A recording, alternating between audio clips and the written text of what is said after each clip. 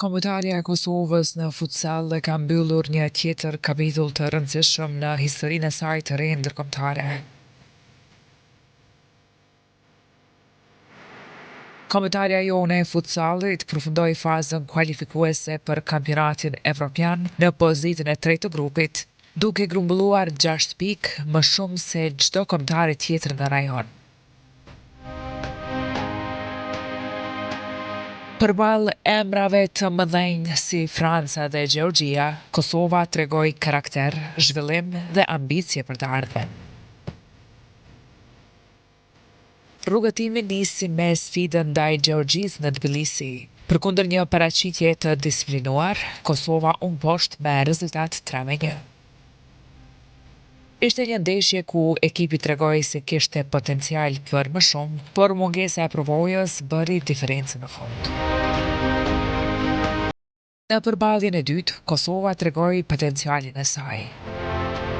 Në pallatin e rinisë në Prishtinë, djelmoshat e kombëtarës fituan bindshëm ndaj Bullgarisë me rezultat 6-2.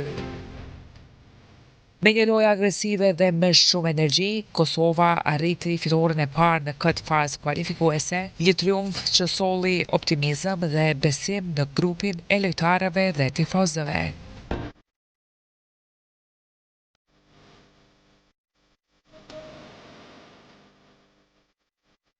Por sfida më e vështirë pritej ndaj Francës, njërës prej skuadrave më të forta të grupit. Në përballjen e parë të luajtur në Prishtinë, Kosova nuk arriti të përballojë presionin e kampionëve. Francezët e dominuan ndeshjen dhe fituan me rezultat 5-0. Pavarësisht humbjes, loja e Kosovës kishte momente pozitive, sidomos në pjesën e parë, ku mbrojtja u tregua e qëndrueshme. Ndeshja e kthimit në Francë ishte ndër më të vështirat për Kosovën. Përballë një skuadre me cilësi individuale dhe provojë shumë më të madhe, Kosova u mposhtë me rezultat 9-4.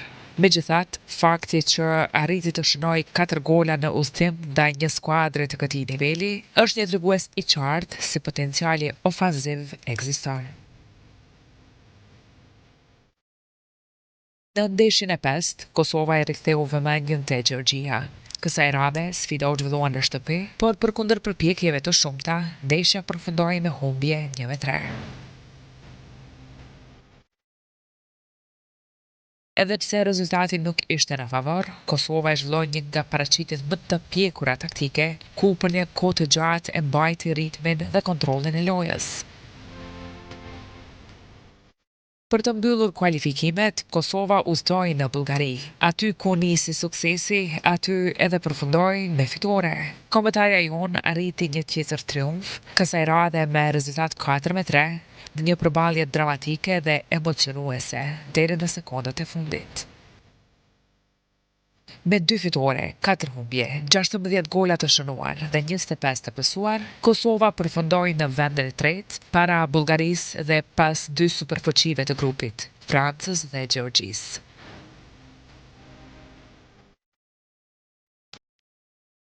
Me këtë bilanc, dardanët treguan progres jo vetëm në rezultat, por edhe në lojë, në disiplinë dhe në përfaqësim dinjitoz të vendit.